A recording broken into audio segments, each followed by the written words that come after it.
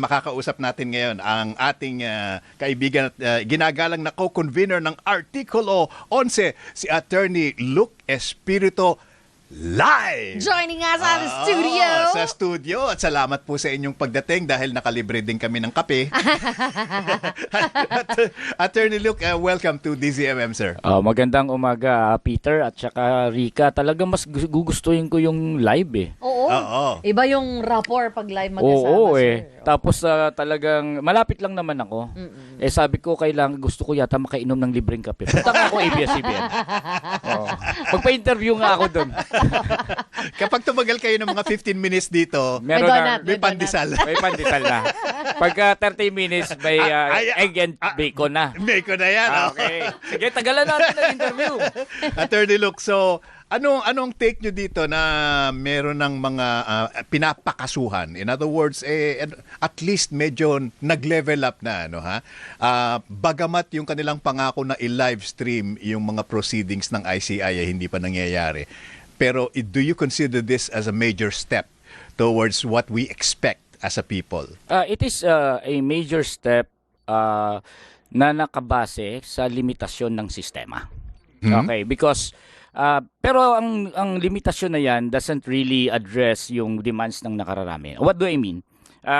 Kuwan lang kasi yung ICI recommendatory, fact-finding, and then afterwards, ipoproseso yan, magfa-file sa ombudsman. Tapos ang ombudsman gagawa ng panibagong preliminary investigation. Tapos ang ombudsman, pagkatapos niya ng investigation niya, magfa-file siya ng case sa Sandigan Bayan. Doon yan ililiti sa Sandigan Bayan. Afterwards, kapag merong decision na convicted, magfa-file ng appeal yan to the higher courts. And that's a long process. And that type of a process is reflective doon sa yung normal lang dapat na mga plunder, di ba? Kapag normal, isang tao, kakasuhan mo, yan yung proseso. Pero ngayon ang panawagan kasi lahat ng sangkot eh. And the scale of the corruption itself, parang magkakaroon talaga siya ng system overload, kumbaga. So welcome siya, base sa limitasyon ng sistema, pero ang panawagan kasi lahat eh. At i-uncover at i-unpack talaga itong nangyaring plunder na systemic. So ang limitasyon na yan ng ICI plus Ombudsman and all our courts will result in the fact na hindi nila ma-address at magagampanan kung ano talaga yung kinakailangan na gawin, which is puksain lahat ng kurakot, lahat ng sangkot, ikulong, magkakaroon ng system failure dyan. Okay, that's a very good observation kasi up to now, hindi pa rin nare-resolba ng 100% o 100%. Yung Napoles case, di ba? Hanggang ngayon, pinag-uusapan pa rin yan. So in other words, ang tinitingnan natin is, when you talk about due process, that's a long process. Yes, due process, kasi who would have, etong mga rules na to kasi, hindi nito ina-anticipate na buong gobyerno ang corrupt. 'Di ba? Halos lahat ng senador ay corrupt basing on doon sa sinabi ni Ping Lacson na 22 out of 24 nag-insertions. Maraming mga congressman, if not all, ay corrupt. Ang korupsyon ay umaabot sa Malacanang, hindi lang sa Malacanang, sa current na administrasyon, pati sa past administration.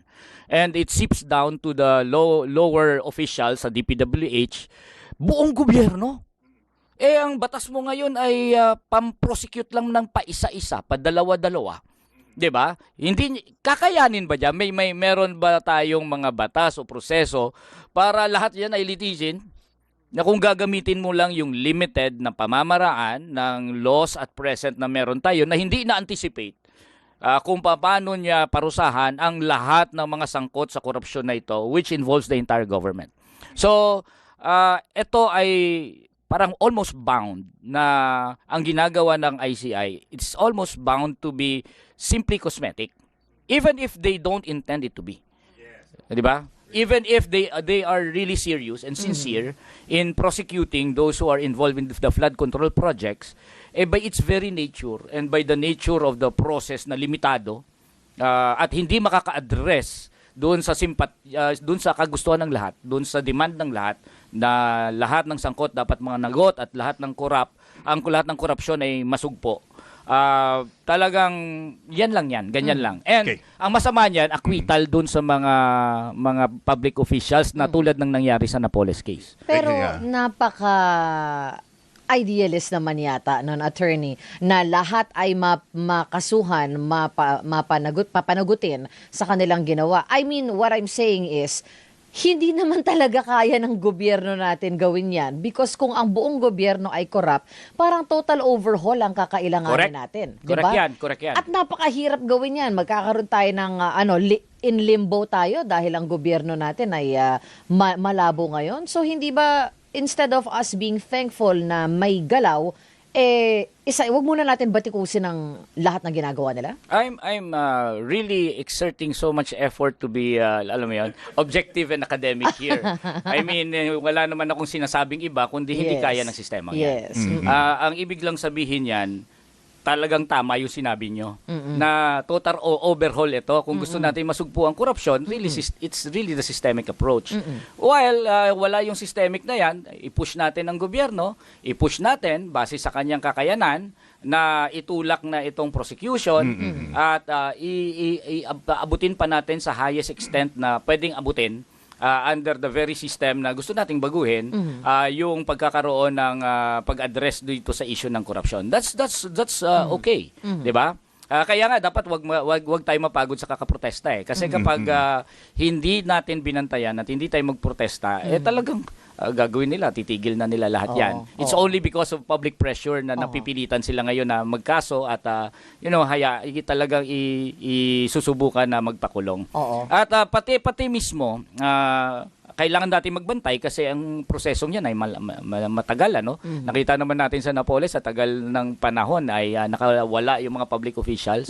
Yung mga nakulong lang, yung mga kontratista, it's as if ang graft at saka ang plunder ay magagawa ng isang private person na walang alam mo yun, na walang participation ng public official. Graft nga kailangan may participation ng public official. Pero medyo unique sa Pilipinas ang nakukulong yung private person, pero yung mga public officials, lahat from Jenggoy to Joel Villanueva nga pala talagang alam mo yung pinakawalan sala na pala sa isang secret decision no.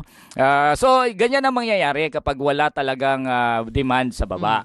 At limitasyon din ng sistemang yan kasi lahat ng mga kapag lahat ang corrupt sa gobyerno, therefore ayaw nila na magkakaroon talaga ng tunay na parusa. So we have to alam mo yon pigain ng sistemang ito hanggang saan niya kayang ibigay ang ating demand. Pero hindi pa rin nawawala at hindi natin dapat tanggapin na wala lang talagang solusyon ng korupsyon. Tama. Di ba? Oo, tama. Walang systemic solution. I will give you one example of how we could address this problem in a systemic way. Ipasa natin ang halimbawa yung anti-political dynasty law. Dapat ito na nga yung itulak natin sila sa pader kasi ang root ng mga korupsyon na yan ay dahil sa existence ng mga dinastiya. Kailangan nila mangurap. Almost obligated silang kumuha ng pera sa kaban ng bayan. So dapat itulak natin lalo sa pader ang ating mga lawmakers, ipasan nyo na yung anti-dynasty law. Diba? That's one systemic way which is achievable. It is not idealistic. It is not a pipe dream. It is under the Constitution. Diba? So medyo balanse rin tayo. While pigain natin ang sistemang to sa kung anong kaya niyang sa highest extent na pwede niyang ibigay ang hustisya, kailangan din natin itulak pa rin ang mga systemic solution sa ating problema. Etong anti-dynasty law na to, mas matanda pa ata sa akin to. Hindi ba rin naayos Pero yung balikan po natin yung sinabi ninyo, no? Yung bagal ng proseso.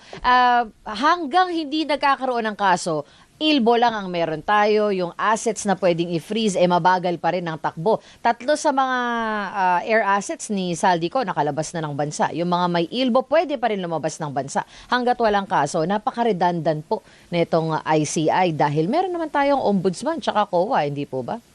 Medyo medyo gusto ko rin maging fair doon, di ba? Kasi alam mo, kapag walang investigasyon mismo ng gobyerno na sila mismo ang kumakalap ng facts, magre-rely tayo sa mga private complainant, individual complainant, which is what we really experience kapag kami ay naghabla ng isang public official. Kami na naghahabla, kami ang magkakalap ng ebidensya. Kami ay parang mga FBI, wala namang kakayanan. Halimbawa, kami mga abogado, wala namang kaming kakayanan para maghanap ng mga data.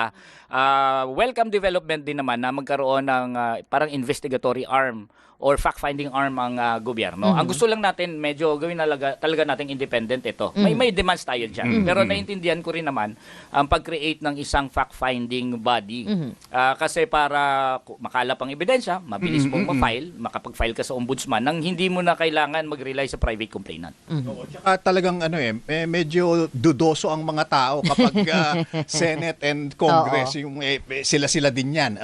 Pero let's look at one bright side dito, Attorney Lucano. Kahapon, Miyerkules, ang sabi ng Supreme Court, mag-a-assign sila ng special courts to exclusively try and decide cases that would be filed in relation to the anomalous flood control and infrastructure projects. Anong significance nito sa inyo? Yung power ng Supreme Court, pwede kasi siya magtalaga. Halimbawa, nagtatalaga ang Supreme Court ng environmental courts o kaya courts, family courts na magkakaroon ng expertise doon sa paglilitis sa mga particular subject matter of litigation. So yan ang, kung base dyan sa sinasabi ng Supreme Court, gagawa sila ng isang special courts in order to do that. Pero under the Constitution, sandigan bayan ang mga public officials na medyo matataas ang ranggo. Siguro ang kaya lang ng Supreme Court dyan, yung nasa jurisdiction ng mga RTC, diba? Yung mga maliliit na mga opisyal ng gobyerno. Hindi niya kaya, syempre, hindi niya pwedeng kunin yung sinasabi ng Constitution. Oo. Pero ibig sabihin nito yes, it's something to, sabi nga, to rejoice about. Pero ang Supreme Court mismo, marami pa ring mga hindi na desisyon ng mga apila, kaso on the impeachment, on so many other things. So ibig sabihin talagang medyo delayed yung mga decisions that could have prevented so much more damage. Yes, there is a lot in this country that should be done in order to have judicial reform, Pero alam mo, unang-una diyan yung ating mga law enforcement agency. In order to punish crimes, kailangan meron kang investigasyon. At sinong gagawa ng investigasyon? Mga pulis. Mga halimbawa, para tulad halimbawa sa ibang bansa, mga FBI, mga special agencies na talagang walang ibang ginagawa 24/7 ay nagkakalap ng ebidensya. So it starts really with law enforcement. Kasi ang court ay pupunta dyan para tanggapin ang ebidensya mo. Ngayon, kung ang ating law enforcer ay corrupt din. Halimbawa, ang ating mga kapulisan ay pulis patola. Ang ebidensya lang na pwede nilang gawin ay affidavit, extracted confessions.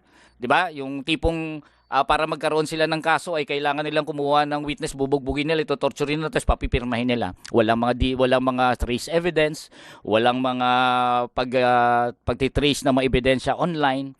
So, it should start also with the law enforcement, and secondly, all the way up to the courts, all the way to the Supreme Court. So that's your entire justice system, in fact, overhaul yan. Which again, it also harkens back to our conclusion a while ago na medyo systemic lahat itong mga to. Medyo marami sa ating mga problema ay systemic ang roots. Ang corruption really goes deep, na buong sistema kailangan mo i-overhaul. So you feel this may be the worst crisis in our nationhood? I would not say, kasi alam mo, sa sobrang bagsak talaga ng Pilipinas as a country Kamuti Republic talaga It will have a lot of crisis. Dati rider lang Oo, multiple crisis may crisis tayo sa human rights. Ang ating mga political dynasties ay mga killer. In fact, Duterte, I think, is just a result of that violent system run by our political dynasties. So, may problema tayo, may crisis tayo sa human rights. Killings happen everywhere. May crisis tayo pagdating sa korupsyon. Lahat ng buong gobyerno corrupt. From Malacanang down to the lowest barangay, kahit nga siguro pati SK di ba? May problema tayo sa ekonomiya. Hindi mo kayang ituro Ano bang pinakamasama? Trying to dig deeper, ito daw pagbagsak, pagsadsad ng piso laban sa US dollar is also a result of all the corruption issues that we have now. Anong take mo dito? Yeah, part of it, yes. Part of it, yes. Sabi na nga ng mga businessman natin na ang corruption is a threat to national security. So sila'y nangangamba na pagdating sa state ng ating economy. Pero fundamentally rin naman kasi ang ating ekonomiya ay it's really based on yung wala siyang strong foundation ang ating ekonomiya. So it's just compounded by our corruption issues. Everything affect each other. Diba? Corruption will affect the economy. The economy will also dictate how bad is your corruption. Medyo komplikado na ang ating problema. Kumbaga, kung tayo ay katawan, ang Pilipinas ay katawan, talagang meron na tayong, multi-organ failure. Failure. Diba? Okay. Rica? Yeah, doon naman ako, sir, doon sa mga pag-atras ng mga witness natin, particularly the Discayas na sinabi nga ng DOJ, hostile witness na sila ngayon. Marami naman silang mga maibubunyag, no, na mga kaalaman na hindi naman talaga privy ang mga tao. What do you think should the DOJ do dito sa mga ganitong klase ng witness na may makukuha naman talaga tayo sana pero they're backing out? Do you mean maging state witness sila? Hindi na sila Not pwedeng, really. Okay. yeah, oo. So, alam mo, what they have provided as, so far, is already enough starting point in order to dig up evidence. I-trace mo kung saan ito mapupunta. You look at the records, maghanap ka ng yung money trail, i-trace mo. So, kung maganda lang ang ating mga investigatory agencies, ang ating law enforcement, kung equipped din sila with the latest scientific technology or techniques in order to build cases. Yung lahat ng mga sinabi ng mga Diskaya talagang gold mine na eh. Gold mine. Para i-start mo yung masusing investigasyon. So talagang kahit mag-hostile pa yan sila, kapag na-dig up mo ang mga ebidensya laban sa kanila, ang mga bank records nila, ang kanilang mga corporate layers na kinikreate sa kanilang pagnanakaw, i-trace mo yung mga each and every ghost project na ginawa nila or substandard project na ginawa nila, then I think you have enough even if they will clam up. Diba? You don't even have to call them and invite them to become state witness in order to provide information. I think we have enough information to start. Diba? So, ang kailangan natin mag-level up dito sa pagkakaso, pag-iimbestiga, pagkakalap ng ebidensya sa kanila. What about yung hindi pa rin pagpapauwi kay Kong Zaldi dahil nakita naman na sa dami ng mga nagsalita na meron talaga siyang links, no, doon sa mga maanumalyang flood control project. Pero hanggang ngayon parang wala naman talagang order na o mahanap talaga siya at pauwiin sa Pilipinas. Nagdadasal lahat na huwag kang umuwi. Kahit yung mga nagsasabing ayoko sa korupsyon, imbestigahan, kahit siguro yung nagsasabing dapat yan, si Saldi ko ang may problema. Pero sa totoo lang, sa loob-loob din, huwag ka na umuwi, diyan ka na muna. Di ba? Tinatanong nga ang Malacanang, bakit hindi nyo i-cancel ang passport? Baka pati ang Malacanang, huwag ka muna umuwi. Easy. Everyone is interested na tumakbo siya. Kasi kapag siya ay inaresto at tumugayan, pag kumanta yan. Parang Pandora's box. Maraming ituturo yan. Okay. Diba? Attorney Luke, let's for my final thought on the matter. Kasi you're an attorney, gusto kong malaman ng point of view mo dito. So yung nangyari dito kay Gutesa. Oo. Okay, so forged daw. Witness. Forged daw yung notary public signature. Ano ang posibleng maging kaso kung meron man nitong si Gutesa at pati na yung kanyang mga recruiter na sina Rodante Macoleta. Alam mo, unang-una, ito yung problema kapag may kulay eh. 'Di ba? Kapag merong awayan ng Marcos at Duterte, dapat yan pinupurga yung dalawang yan eh. Dito sa nangyayaring investigasyon. Dapat nga yan si Gutesa hindi pinoproseso nung mga Duterte.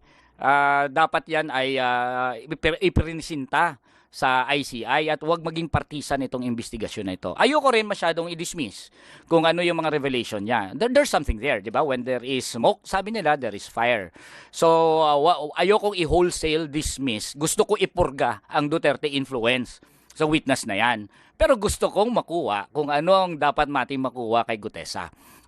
Wag lang siya i-dismiss just because of the notary public because it's very, very easy for him to, make another statement. Kung talagang defective ang form ng kanyang affidavit, di gawa siya ng panibagong affidavit. Pwede nga dun sa Senate mismo ay magpatawag, mag-swear siya dun eh. Di ba? Kasi pwede namang mag-administer ng oath habang nagtitestify ka sa Senado. Ngayon. Alisin mo yung affidavit niya kung talagang hindi notarized, ipaswear mo siya at pagsalitain mo siya doon. Pero ang problem lang, ginagamit siya ng Duterte. Di ba? Yun ang purgahin natin, yung Duterte influence. Ngayon, pag hindi na makita si Gutesa, alam na this. Tinago na ng Duterte. Attorney Luke, maraming salamat at we will definitely invite you again. Thank you. Thank you, Peter, at thank you, Rica. Malapit ka lang naman, sir. So, may kasunod na neto? 14 minutes pa lang po. May caps. Hindi umabot? Hindi ko Attorney Luke, a pleasure talking to you, sir. Thank you very much. Attorney Thank you, Luke Attorney. Espirito, co-convener ng Artikulo 11.